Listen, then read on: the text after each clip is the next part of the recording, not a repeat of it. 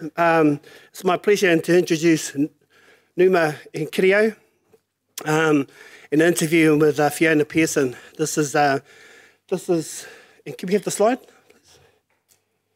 Yeah, this is talking about Numa's experience as a caregiver and some of the action in which it can come from a whānau centre. So I'll just hand some time over to you.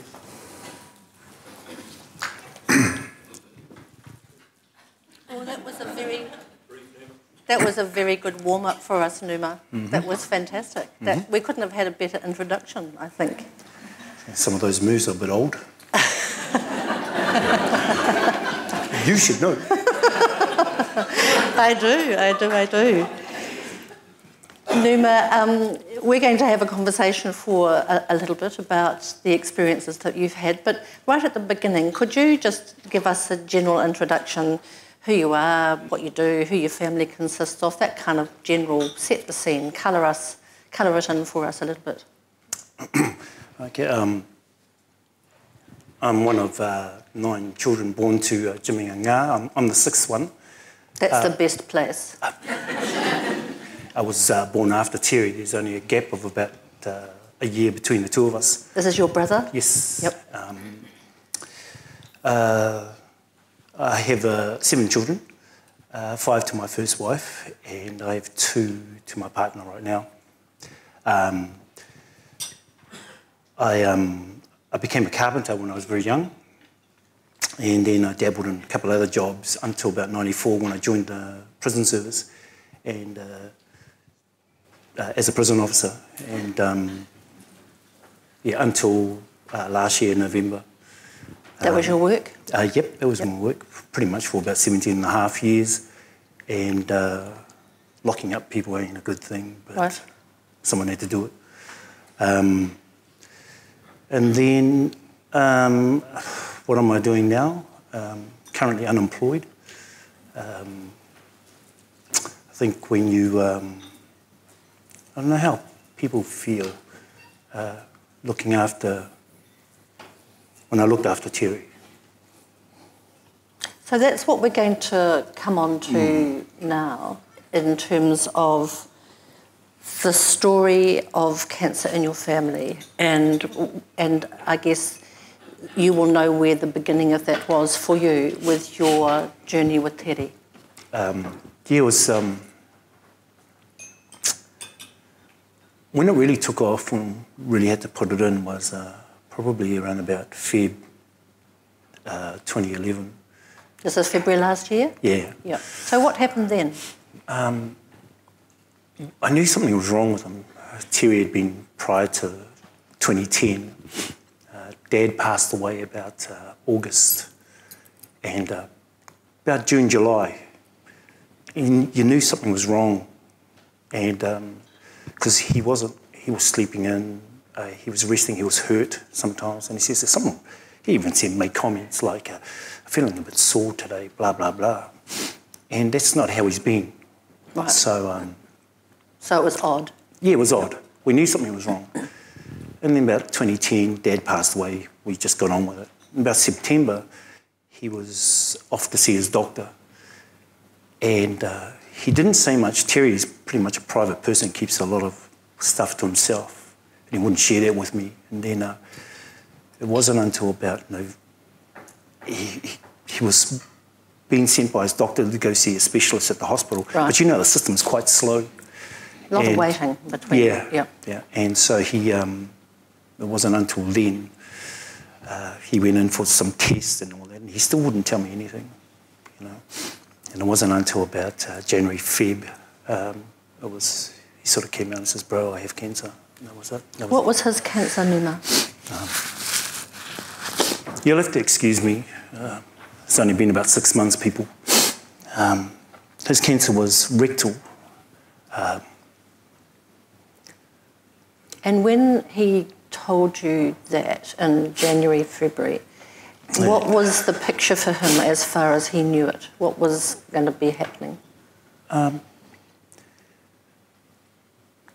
Can't really remember, because all I could remember for me, I mean, he just came out and says, "Bro, I've got cancer." It just shook my world. We'd been living together for over a year or so. And when somebody you love tells you he has cancer, you think the worst things. So I was on night watch that whole week. And in night watch, I'm the IC. I only do 2 rounds, and it's an hour each. So I do the first round and the last round. What I didn't, I walked out and I stayed out. I cried each night. What was I supposed to do? What do you do? What do you do when someone tells you he has an illness? So for 3 weeks, it was tears, up and down. Angry, I'm not sure it's about angry, but I challenged God a bit. I says, why him? I think you do. And I says, oh, geez, not after Dad. I can't do another family member, within 6 months. And because we lost Mum in 2009, so it was just like bang, bang. So this is the third one? Well, this was going to be the 4th one because one of the twin brothers, who was about 40 at the time, passed away in 2005. So it was just like, I was on a roll. Terry and I were having this conversation on the deck. We had moved to this new place and had a deck. The sun was shining, it was beautiful. Finished night watch, and when we'd come home about 6:30, we have a cup of tea on the deck. So when he told me that he had cancer, it was like, whoa. And then I turned around and I says, what are we going to do? He says, we be strong, or we'll see what we can go do from here. And then I looked at him and he said something, and it really hurt me. And he said, one day, bro, it's going to be just you having this cup of tea up here.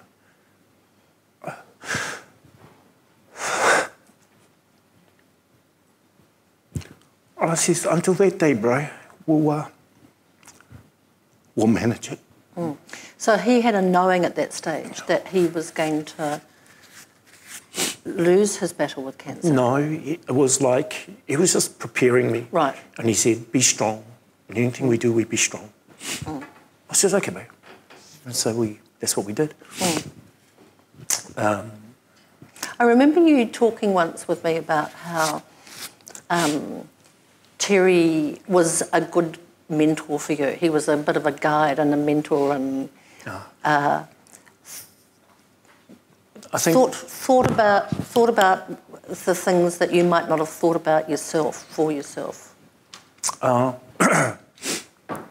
was in November. He wanted to kick me out of the house. I don't know why we got to this point, but he says, Numa, if I'm stopping you from moving ahead in your life and getting ahead and being successful, then I want you to leave. And I said, no. And he says, bro, I'm telling you, if I'm stopping you from moving ahead, I want you to go. I said, no. And he said, get out. I said, no. And I says, I am not leaving you. I will not leave you. I promised you that I would be beside you 100% all the way. I think what he wanted to do, I don't know, I mean, there's a lot of professionals here. I think he wanted his children to look after him. He had 4 teenage kids, and he was really looking at his children, looking after him, and I think he wanted some love back from them. I'm not sure. And he knew I was giving him a lot of love in terms of when the things that needed to be done around the house, I was doing it. He'd always say, where are the kids? Oh, they're probably asleep. Don't worry about it. I'm getting it done. Right. So this was number one job for you. This became your role. Oh, for sure. Yep. But it became my role long before that. Yep. But he wouldn't let me into that world. I think because he was separated from his wife, he wanted his family to take care of him. And I had to stand back in the shadows and just work around him. But he knew I was there for them. Okay. Now, I'm going to stop you there just for a minute because I'm aware that we've got this lovely slide of the paddlers behind you. And can you colour that in a little bit for us? And, you know, what was this about for you and for Terry? Back in January, about the 16th, I took him to A&E to get admitted. And then, as you know, when you go to Wellington Hospital, you pay so much for the parking. So I went over to the Cancer Society and I saw a lovely lady called Janet. And I was going to be staunch and I said, listen, my brother is having chemo because you don't give parking tickets if they're going to be there for a week or whatever. She goes, oh, yes. Okay. So she gave me a parking ticket. So anyway, as I walked into the place was coloured up purple for Relay Run for Life. And it dawned on me that I wanted to do something in honour of him. So anyway, got Terry inside, and then the next day I parked up. I went inside, I saw Janet again, and I says, listen, I'd like to talk to somebody, and it was my way to get in, you see. I'd like to talk to somebody about cooking for cancer people. And so she goes, I'll get this lovely nurse, Julie. Oh, sorry. And then Julie come in, and she gave me this book. After 15 minutes, she gave me this thing, a menu book or whatever. And I says, oh, yeah. And I said to her, listen, there's one more other thing I want to talk to you about, Julie. And what's that? And I says, I have this burning desire inside me. I want to do something for my brother. I want to do something in honour, not in remembrance. It was in honour of him. And so she goes, listen, I've got this guy upstairs. He's just been with us a couple of weeks. Go talk to him. And I thought, here we go. She's fobbing me off. And I said, oh, no, don't worry about it. And he says, no, give me a couple of minutes. A couple of minutes later, she says, come on, I'll introduce you to this guy. So she walks up into this office, and I'm behind her. I can't see this fella. And she goes, Steve, this is Numa. And then she moved to the side, and I looked. And you thought, oh, my God, that's Steve. Yeah, but she said, I'll introduce you to this guy named Steve Kenny. Right. I don't know him as Steve Kenny. Right. I know him as Steve Tiffany.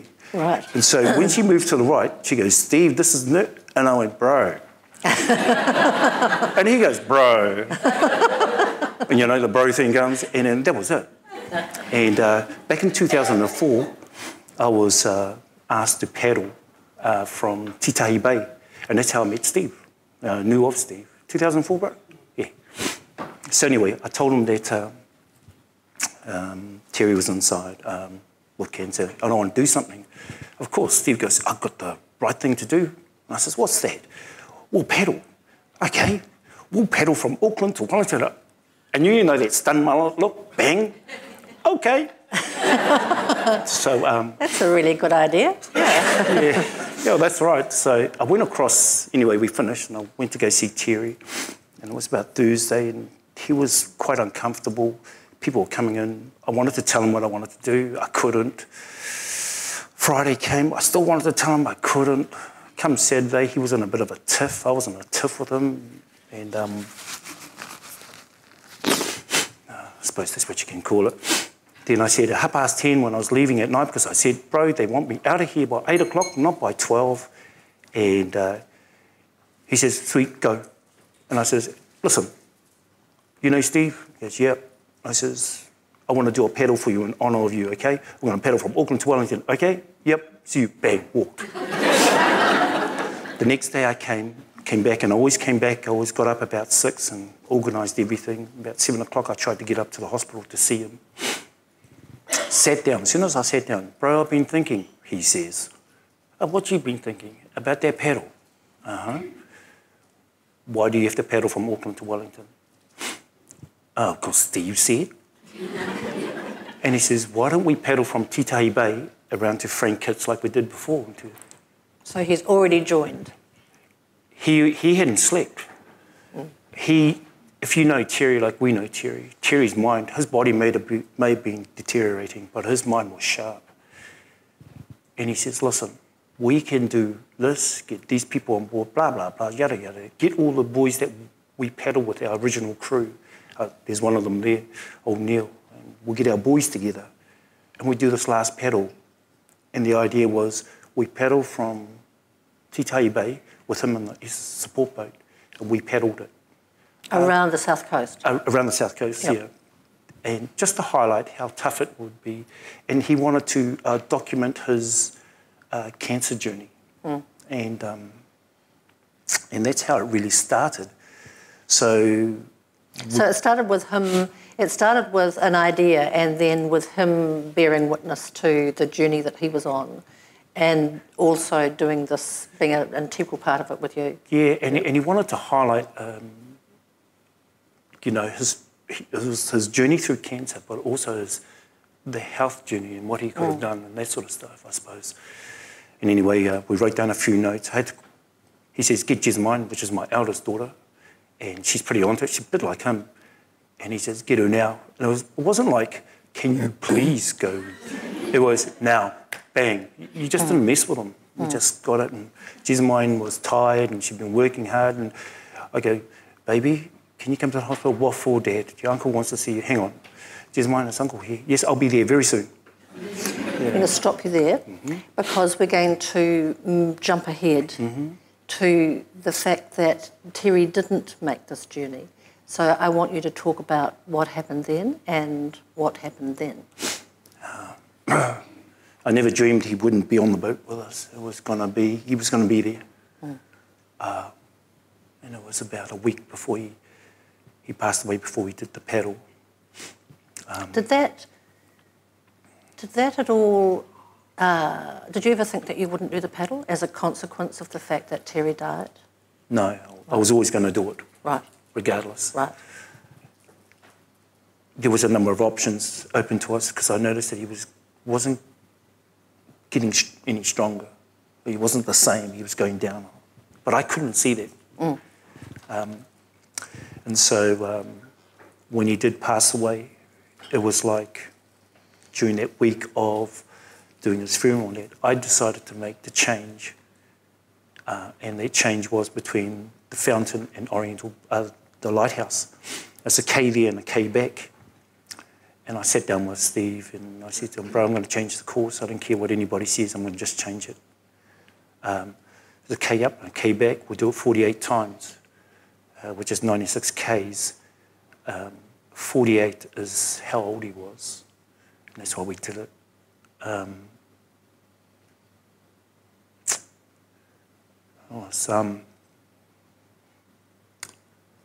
It was really, really tough. I hadn't trained for it. Most things I trained for, but it was insignificant of how I felt. Because when you see someone, well, he was dying. That was nothing. My issues were nothing. All I wanted to do was paddle in honour. And this was a fabulous opportunity for the people of Wellington as well. Oh, for sure. For you to be in the harbour on that day with this amazing event taking place. Oh, for sure. It was more amazing when he put it down, he says, this is what we'll do, bang, bang, bang. He had it down pat. But when him and Terry got together, and you're both bossy. Oh, yeah. He couldn't say anything to Terry. Terry was telling him what to do, but it was really good. And what really came out of it was men's health. And that's what we wanted to promote to the whole of Wellington, men's health. I mean, like I says, 2010, he knew something was wrong. If he had checked it earlier, if he had his yearly checks or 2 yearly checks, could we have caught it? I'm sure we would have. So this is still a very recent episode for you. And it would be, I know a little bit of what's been happening as a consequence of that. And I'd like you to talk a wee bit about how this has impacted on your life plans, what your thinking is now as a consequence of your experience. Well, how's it impacted? I've never had a job that has been so soul-fulfilling. Looking after Terry was the best thing that ever happened to me. Been in the service, 7.5 years. Man, looking at people ain't a good thing. But looking after him, and what I'm annoyed about is that I've been ripped off. I I worked hard for him to win. That's all we wanted to do was win. And so when God took him from me, that was really hard to accept. So I've been thinking, what do I want to do with my life now? I still want to honour him. Like I could have gapped it to Australia, worked in the mines. But I don't think... Made a lot of dosh. Oh, that's right. But it doesn't fulfil what's going on in here. So there's a couple of things I want to do is do the Mates Paddle for Life. That's one. And how do I honour Terry's spirit more? It's doing the Mates Paddle for Life. But also I was thinking, how do I honour him as well as myself? So I've been thinking what line of career I'd like to step into. I want to be happy at my job, whatever job I do. So one of the things I've been thinking about, and it might take a bit of time, is people were saying, gosh, Numa, you're a good caregiver. How about nursing? No, it's not me. When you look after someone you love, it's different. You apply yourself differently. But I'd been thinking on the nursing line, and then a friend of ours from church says, why not be a paramedic? Because you're in uniform, it has its routines. You know, we know you like getting out in the field, and that's pretty much me. See, yes, I'm still looking down that track, you know, into paramedics and that sort of stuff. So this is a huge shift for you.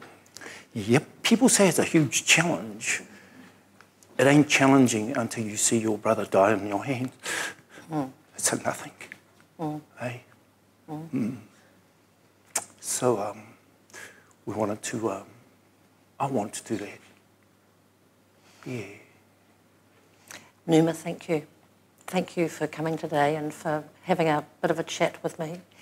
Are you happy to answer any questions if anyone here has a question of you? Yeah, just small ones. Small question. Whoops, we can't see a thing from here. Can you, Steve? I can't see anything. I can't see any people. Are there any questions of Numa? Any comments that people would want to make? Is there a reason why the waka's sitting there? Yes, do tell us that. This is a waka that our younger brother made for us earlier, about 2000. And I wanted to highlight, I brought it here to highlight a few things, and some of the things that we brought out from Mates Paddle for Life. The metaphor that we used is that the waka, this part, a dugout canoe, represents you, your body. This here represents the ama, represents your partner. And across here, all these be your family and friends, and it ties it all together. And that's really simplistic, but the way I like to look at it, this canoe here, this part here is Terry. This ama here is me, the caregiver. The aurega supports the person, or the boat, the canoe. This here is the kiatos are like family and friends. And you see these little ties, I don't know if you can, the stitching and all that. I like to think that that's the ties that my brother and I, our personal stories, where we've bound each other in love and trust. We stood by each other to the end, and we tied it all up. And that's, to be a caregiver, what I'm trying to say, it's a thankless job. I see nurses and doctors, they come in, they do their thing. It's hard to do a job like that. And when I watched them looking after my brother, they had the same compassion I did. Maybe I just amplified it more. But you can't just have a job as a nurse or a doctor without having some sort of compassion or empathy. Something else has to be involved. That's right. Yep. And when I look at the ties that they had no ties to my brother. To them it was a job, but you could see the compassion emanating from each one of them. And So that's represented there as well? that's right, that's how I see it. This here, this is a necklace that,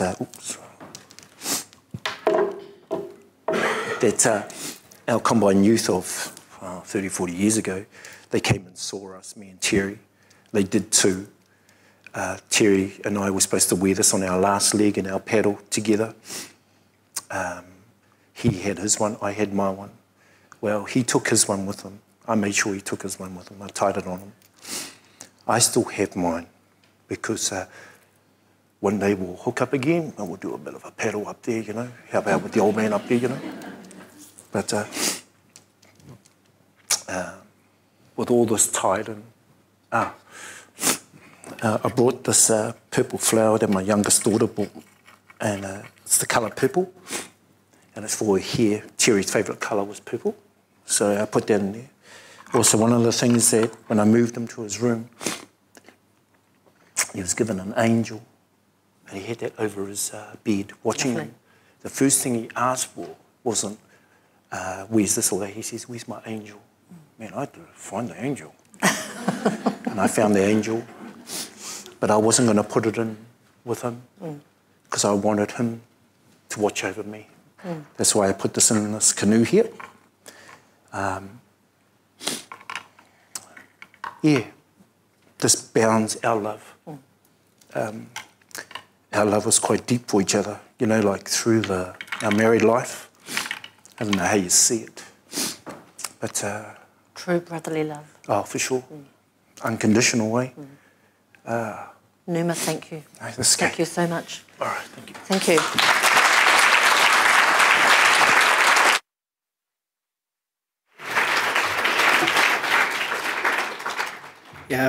Thank you, Numa, and as and myself, I was just really privileged to be a part of this, and a bit of a disclaimer from me is I didn't say you should do this, you should do that. We were brainstorming, and this idea just came up. But what had happened with Terry is that although he was really, really ill, when I'd go and visit him, in front of his bed he had a big whiteboard, and everything was planned out to the T. So he would spend his nights just planning, and he gave us jobs and roles to do. And the other thing Terry also explained about the analogy of the waka, the side-by-side, is that everybody here is on their journey. We're all in it together, and sometimes when the people are just too tired and just can't paddle anymore on their journey,